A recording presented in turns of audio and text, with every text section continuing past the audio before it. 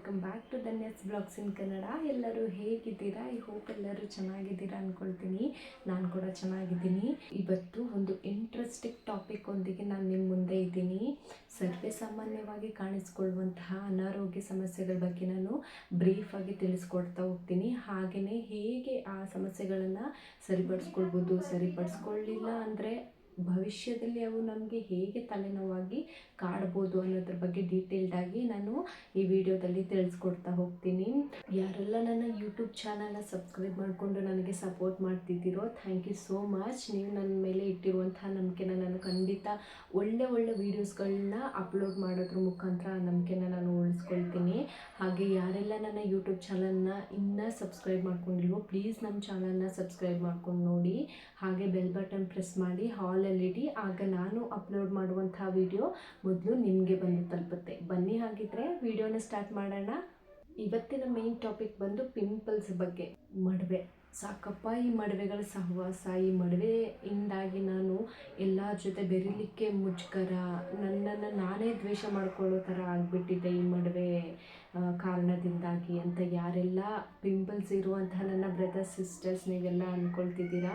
ನಾನು ಇದೀನಲ್ವ, ನನಗೆ ಗೊತ್ತಿರುವಷ್ಟು home remedies ಆಗಿರ್ಬೋದು, ಹೇಗೆ ಮಡುವೆನ ಹಂತವಾಗಿ ನಾವು ಬರದೇ ಇರೋ ಥರ ಬಂದಿರೋನ ಹೋಗ್ಲಾಡಿಸೋ ಥರ ನಾವು ಮಾಡ್ಕೊಳ್ಬೋದು ಖರ್ಚಿಲ್ದೇ ಮನೆಯಲ್ಲಿ ಅಂತ ನಾನು ಡೀಟೇಲ್ಡಾಗಿ ತಿಳಿಸ್ಕೊಡ್ತೀನಿ ಇವತ್ತಿನ ವಿಡಿಯೋದಲ್ಲಿ.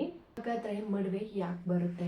ಹೆಚ್ಚಾಗಿ 12ರಿಂದ 25ನೇ ವಯಸ್ಸಿನವ್ರಿಗೆ ಮಡುವೆ ಸಮಸ್ಯೆಗಳು ಅನ್ನೋದು ಹೆಚ್ಚಾಗಿ ಕಾಣಿಸ್ಕೊಳ್ಳುವಂಥದ್ದು. ಮೊದಲಿಗೆ ಮಡುವೆಗಳು ಯಾಕೆ ಬರುತ್ತೆ, ಯಾವ ರೀಸನ್ಸಿಂದ ಬರುತ್ತೆ ಅಂತ ಕೆಲವೊಂದು ಕಾರಣಗಳನ್ನ ನಾನು ತಿಳಿಸ್ಕೊಡ್ತಾ ಹೋಗ್ತೀನಿ. ಮೊದಲಿಗೆ ಸರ್ವೇ ಸಾಮಾನ್ಯವಾಗಿರುವಂತಹ ಕಾರಣಗಳ ಬಗ್ಗೆ ನಾನು ತಿಳಿಸ್ಕೊಡ್ತೀನಿ. ಯಾಕೆ ಮಡುವೆಗಳು 12ರಿಂದ 25ನೇ ವಯಸ್ಸಿನವ್ರಿಗೆ ಹೆಚ್ಚಾಗಿ ಬರಲಿಕ್ಕೆ ಏನೇನೆಲ್ಲ ಕಾರಣಗಳು ಅನ್ನೋದನ್ನು ನಾವು ಈಗ ಒಂದೊಂದಾಗಿ ಹಂತವಾಗಿ ನೋಡ್ತಾ ಹೋಗೋಣ. ಮೊದಲನೇ ಕಾರಣ ನೋಡೋದಾದರೆ ಏಜ್, ವಯಸ್ಸು. ಹೌದು, ಈ ಮಡುವೆ ಅಂತಹ ಗಂಭೀರ ಸಮಸ್ಯೆ ಅಲ್ಲದಿದ್ರೂ ಕೂಡ ಮುಖದ ಅಂದವನ್ನೇ ಬದಲಾಯಿಸಿ ಬಿಡುವಂತಹ ಒಂದು ಸಮಸ್ಯೆ ಅಂತ ಹೇಳ್ಬೋದು.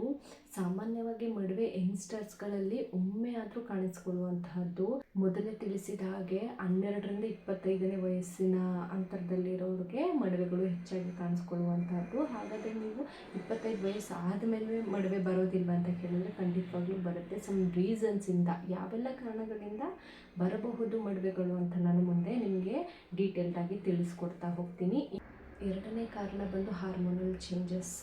ಸಾಮಾನ್ಯವಾಗಿ ಬಾಯ್ಸ್ ಮತ್ತು ಗರ್ಲ್ಸ್ಗಳಲ್ಲಿ ಒಂದು ಸರ್ಟನ್ ಆಫ್ ಏಜ್ ಅಂತ ಇರುತ್ತಲ್ವ, 18ರಿಂದ 25ನೇ ವಯಸ್ಸಿನ ಅವಧಿಯಲ್ಲಿ ದೇಹದಲ್ಲಿ ಆಂಡ್ರೋಜನ್, ಈಸ್ಟ್ರೋಜನ್, ಪ್ರೊಜೆಸ್ಟೆರಾನ್ ಅನ್ನೋ ಹಾರ್ಮೋನು ಉತ್ಪತ್ತಿಯಾಗುವಂಥ ಸಂದರ್ಭದಲ್ಲಿ ವ್ಯತ್ಯಾಸ ಆದಾಗ, ಅಂದರೆ ನಮ್ಮಲ್ಲಿ ಸೆಬಾಷಿಯಸ್ ಗ್ಲ್ಯಾಂಡ್ ಅನ್ನೋದು ಒಂದು ಗ್ರಂಥಿ, ಸೆಬಮ್ ಅನ್ನೋ ಒಂದು ಅಂಶನ ಜಾಸ್ತಿ ರಿಲೀಸ್ ಮಾಡಿದಾಗ ಆಯಿಲಿ ಕಂಟೆಂಟ್ ಜಾಸ್ತಿ ಆದ್ರೂ ಕೂಡ ನಮ್ಮಲ್ಲಿ ಮಡುವೆಗಳು ಹೆಚ್ಚಾಗಿ ಕಾಣಿಸ್ಕೊಳ್ಳುವಂತಹದ್ದನ್ನು ನಾವು ನೋಡ್ಬೋದಾಗಿದೆ. ಇನ್ನು ಮೂರನೇ ಕಾರಣ ಬಂದು ಫ್ಯಾಮಿಲಿ ಹಿಸ್ಟ್ರಿ ಇದ್ರೂ ಕೂಡ ಮಡುವೆ ಸಮಸ್ಯೆಗಳು ಕಾಣಿಸ್ಕೊಳ್ಳುವಂಥದ್ದು. ಹೌದು, ಜೆನೆಟಿಕ್ ಕೂಡ ಒಂದು ಮುಖ್ಯ ಕಾರಣ ಮಡುವೆ ಸಮಸ್ಯೆಗಳಿಗೆ ಅಂತ ಹೇಳ್ಬೋದು. ಇನ್ನು ನಾಲ್ಕನೇ ಕಾರಣ ಬಂದು ಸ್ಟ್ರೆಸ್ ಇತ್ತೀಚಿನ ಯುವ ಪೀಳಿಗೆಗೆ ಮಡುವೆಗಳನ್ನು ಉಡುಗೊರೆಯ ರೂಪದಲ್ಲಿ ಕೊಡ್ತಾ ಇದೆ.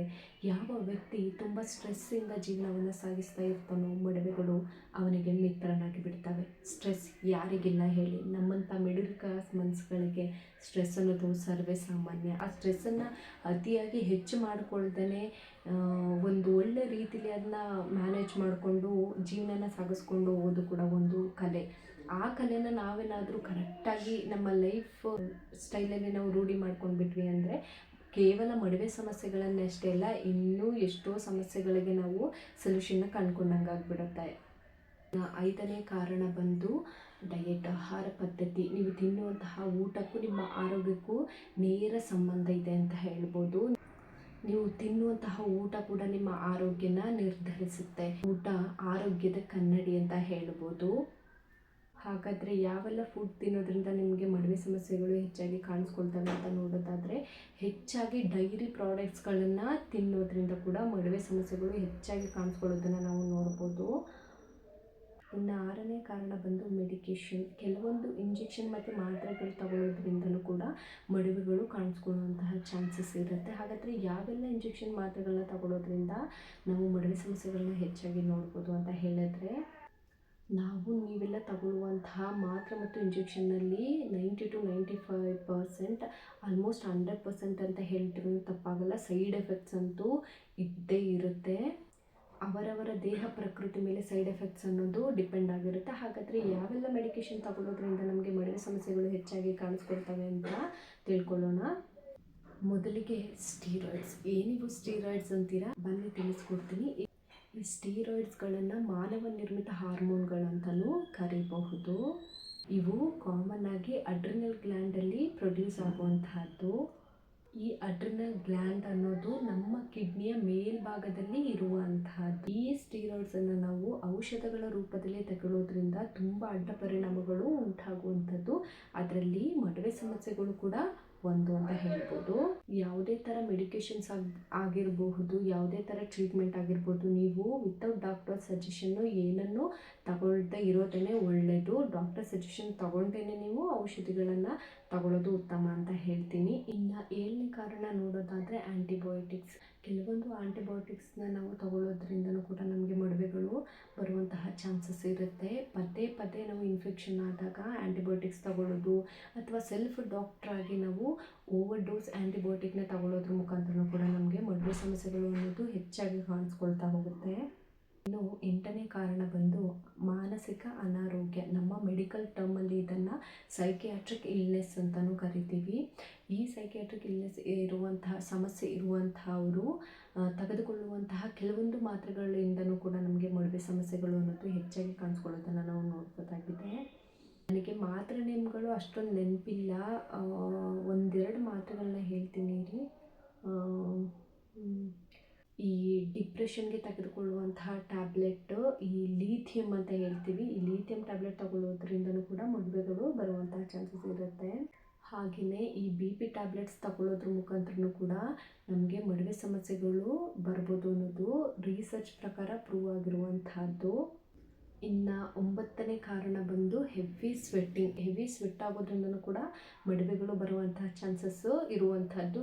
ಹೇಗೆ ಹೆವಿ ಸ್ವೆಟ್ ಆದಾಗ ಮೊಡವೆಗಳು ಬರುವಂತಹ ಚಾನ್ಸಸ್ ಇರುತ್ತೆ ಅಂತ ನೀವು ಕೇಳೋದಾದರೆ, ಸ್ವೆಟ್ ಆದಾಗ ನಾವು ಸಮ್ಟೈಮ್ಸ್ ಪರ್ಸನಲ್ ಹೈಜೀನ್ನ ಮೇಂಟೈನ್ ಮಾಡಲಿಲ್ಲ ಅಂದಾಗ್ಲೂ ಕೂಡ ಮೊಡವೆಗಳು ಬರುವಂತಹದ್ದು.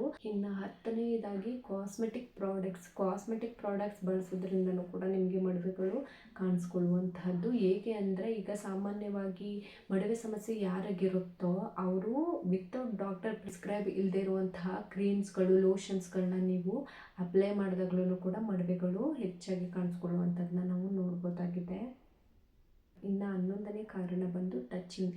ಮುಟ್ಟೋದ್ರ ಮುಖಾಂತರನೂ ಕೂಡ ಮೊಡವೆಗಳು ಬರುವಂಥದ್ದು. ಮೊಡವೆ ಅಂಟು ರೋಗ ಸಮಸ್ಯೆ ಅಲ್ಲ, ಆದರೆ ಮುಟ್ಟೋದ್ರ ಮುಖಾಂತರ ಹೆಂಗೆ ಪಿಂಪಲ್ ಬರ್ತವೆ ಅಂತ ಹೇಳಿದರೆ, ಈಗ ಪಿಂಪಲ್ ಬಂದಿರುತ್ತೆ, ನಾವು ಕೈಯಲ್ಲಿ ಹಿಂಗೆ ಪಿಂಚ್ ಮಾಡಿಬಿಟ್ಟಿರ್ತೀವಿ ಈ ಪಿಂಪಲ್ನ.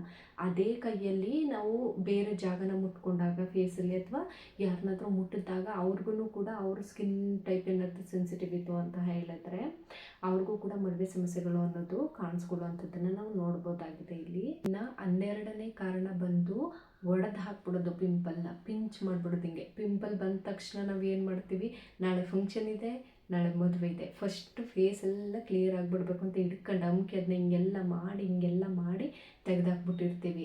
ಅದಾಗದೆ ವಾಸಿ ಆಗೋ ತನಕ ವೆಯ್ಟ್ ಮಾಡೋದಿಲ್ಲ, ನಾವು ಪಿಂಚ್ ಮಾಡಿ ತೆಗೆದುಬಿಡ್ಬೇಕು. ಅದಕ್ಕೆ ನಾವೇನು ಕುಂತ್ಕೊಂಡು ಆಪ್ರೇಷನ್ ಮಾಡಿಬಿಡೋದು, ಪಿಂಚ್ ಮಾಡಿಬಿಡೋಣ, ಮುಟ್ಬಿಡೋಣ ಅನ್ನೋದ್ರ ಮುಖಾಂತರನೂ ಕೂಡ ಪಿಂಪಲ್ಸ್ಗಳು ಸ್ಪ್ರೆಡ್ ಆಗುವಂಥ ಚಾನ್ಸಸ್ ಇರುತ್ತೆ. ಆ ಪಿಂಪಲ್ ಒಳಗಡೆ ಇರುವಂಥ ಪಸ್ಸು ಇನ್ನೊಂದು ಜಾಗಕ್ಕೆ ಸ್ಪ್ರೆಡ್ ಆದಾಗ ಅಲ್ಲೂ ಕೂಡ ಪಿಂಪಲ್ಸ್ಗಳ ಸಮಸ್ಯೆ ಹೆಚ್ಚಾಗುವಂಥದ್ದು. ಆದಷ್ಟು ಅದಾಗದೆ ಬಂದು ಹೋಗೋವರೆಗೆ ತಾಳ್ಮೆಯಿಂದ ಕಾದ್ರೇ ಒಳ್ಳೆಯದು ಅಂತ ನಾನು ಹೇಳ್ತೀನಿ. ಅದನ್ನು ಪಿಂಚ್ ಮಾಡಿ ತೆಗೆಯೋದು, ಅಮ್ಕಿ ಫುಲ್ಲು ಆ ಜಾಗ ಎಲ್ಲ ಫುಲ್ಲು ಊದ್ಕೊಂಡ್ಬಿಟ್ಟಿರುತ್ತೆ. ನಮಗೆ ಯಾವ ಜಾಗದಲ್ಲಿ ಪಿಂಪಲ್ ಆಗಿರುತ್ತೋ ಆ ಜಾಗನ ಮುಟ್ಟಿದಾಗ ನಮಗೆ ಆ ಥರ ಎಲ್ಲ ಮಾಡೋದ್ರ ಮುಖಾಂತರನೂ ಕೂಡ ಪಿಂಪಲ್ಸ್ ಹೆಚ್ಚಾಗ್ತವೆ ಅಂತ ಹೇಳ್ತೀನಿ. ಇನ್ನು ನಮ್ಮ ಮುಖದಲ್ಲಿ ಯಾವೆಲ್ಲ ಜಾಗಗಳಲ್ಲಿ ಮಡುವೆಗಳು ಕಾಣಿಸ್ಕೊಂಡ್ರೆ ಯಾವ ಸಮಸ್ಯೆ ಇರ್ಬೋದು ಅಥವಾ ಯಾವ ಸಮಸ್ಯೆ ಬರ್ಬೋದು ಅನ್ನೋದನ್ನು ನಾವು ತಿಳ್ಕೊಳ್ಬೋದು ಅಂತ ನಾನು ನನ್ನ ನೆಕ್ಸ್ಟ್ ವೀಡಿಯೋದಲ್ಲಿ ತಿಳಿಸ್ಕೊಡ್ತಾ ಹೋಗ್ತೀನಿ. ಅದಕ್ಕೆ ಏನೇನೆಲ್ಲ ಟ್ರೀಟ್ಮೆಂಟ್ ತೊಗೊಳ್ಬೇಕು, ನಾವು ಹೆಂಗೆಲ್ಲ ಸೆಲ್ಫ್ ಕೇರ್ ಮಾಡ್ಕೊಳ್ಬೋದು ನಾವು ಅಂತ ಅನ್ನೋದನ್ನು ನೆಕ್ಸ್ಟ್ ವೀಡಿಯೋದಲ್ಲಿ ನಾನು ಡೀಟೇಲ್ಡಾಗಿ ತಿಳಿಸ್ಕೊಡ್ತಾ ಹೋಗ್ತೀನಿ. ವಿಡಿಯೋ ತುಂಬ ಲೆಂತಿ ಆದರೆ ನಿಮಗೂ ಕೂಡ ಬೋರ್ ಆಗ್ಬೋದು ಅಂತ ಹೇಳಿ ಈ ವಿಡಿಯೋನ ಇಲ್ಲಿಗೆ ಎಂಡ್ ಮಾಡ್ತಾ ಇದ್ದೀನಿ. ಐ ಹೋಪ್ ಈ ವಿಡಿಯೋ ನಿಮ್ಗೆ ಇಷ್ಟ ಆಯಿತು ಅಂತ ತಿಳ್ಕೊಳ್ತೀನಿ. ಈ ವಿಡಿಯೋ ನಿಮಗೆ ಸ್ವಲ್ಪನಾದರೂ ಯೂಸ್ಫುಲ್ ಅನಿಸಿದ್ರೆ ಪ್ಲೀಸ್ ಒಂದು ಕಾಮೆಂಟ್ ಮಾಡಿ, ಲೈಕ್ ಮಾಡಿ, ಶೇರ್ ಮಾಡಿ ಅಂತ ಕೇಳ್ಕೊಳ್ತೀನಿ.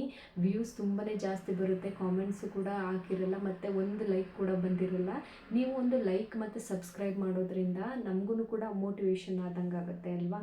ಪ್ಲೀಸ್ ದಯವಿಟ್ಟು ಯಾರೆಲ್ಲ ನನ್ನ ಚಾನಲ್ನ ಸಬ್ಸ್ಕ್ರೈಬ್ ಮಾಡ್ಕೊಂಡಿರೋ ಪ್ಲೀಸ್ ಸಬ್ಸ್ಕ್ರೈಬ್ ಮಾಡ್ಕೊಂಡು ನೋಡಿ. ಈವರೆಗೆ ಯಾರೆಲ್ಲ ಪೇಷನ್ಸಿಂದ ನನ್ನ ಈ ವಿಡಿಯೋನ ನೋಡಿದ್ದೀರಾ ಎಲ್ರಿಗೂ ಥ್ಯಾಂಕ್ ಯು ಸೋ ಮಚ್. ಹೀಗೆ ಸಪೋರ್ಟ್ ಮಾಡ್ತಾ ಇರಿ ಅಂತ ಕೇಳ್ಕೊಳ್ತೀನಿ.